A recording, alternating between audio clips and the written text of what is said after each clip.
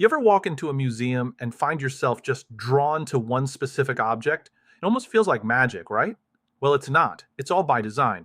It's a carefully planned way of making you look exactly where they want you to. So let's pull back the curtain on this hidden language of display. And it all really boils down to this one question. What is the big difference between just a pile of cool stuff and a professionally curated collection? I mean, the objects could be exactly the same, but the feeling you get is totally different. So, why is that? Okay, look at this. On the left, you've got what we could call the yard sale table effect. Everything's flat, everything's screaming for your attention at the same time, and because of that, nothing really stands out. But then look at the right. That same object, all by itself and lifted up, suddenly feels important. It has a presence. So what's the secret sauce here? Well, the answer is this really powerful idea, something so basic that we usually don't even realize it's working on us. It's all about using height to create a sense of order, a sense of importance. This is it. Two words: visual hierarchy. The second you lift one object even a little bit above everything else, you've told our brains, hey, look here first. This one's the main character. It's a silent instruction that we all just get. And this quote just nails the psychology behind it all. We're just wired to see height as importance. You know, a king on a throne, a CEO in a penthouse, an MVP on a podium. It's an instinct. And museum designers are masters at using this instinct to shape what we see and what we feel. So, how do they actually pull it off? Well, the toolkit they use is actually pretty simple. It's really built on three core pieces. Let's break down the basic hardware they use to create that feeling of elevation. First up, we have the plinth. The best way to think about a plinth is like a solid, simple stage.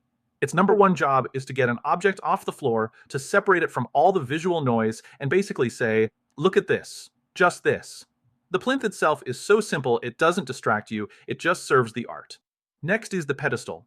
This is like the plinth's taller, more elegant cousin. See, because it's more vertical, a pedestal lifts an object way up, getting it much closer to our own eye level. This creates a really personal, almost face-to-face feeling with the artwork, which is exactly why you see them used for things like busts and sculptures. And finally, we've got the riser. Now, risers are super clever because they solve a very specific problem.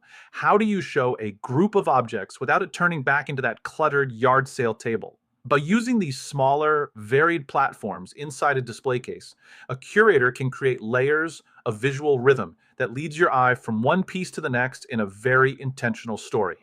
So here's the key takeaway. These aren't just fancy stands or boxes. They're active storytelling tools. Plinths, pedestals, and risers, they're like the punctuation in a visual language of a museum. They take all the individual words, the artifacts, and arrange them into a sentence that actually makes sense. Okay, so let's recap the whole thing. Using elevation does four really crucial things. One, it creates that visual hierarchy we talked about. Two, it saves you from that messy yard sale look.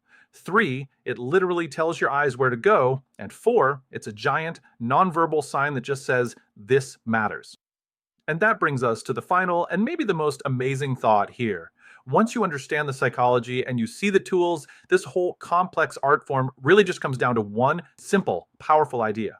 Because when you get right down to it, the difference between just a local display and a truly professional museum quality exhibit is sometimes just a few inches of height.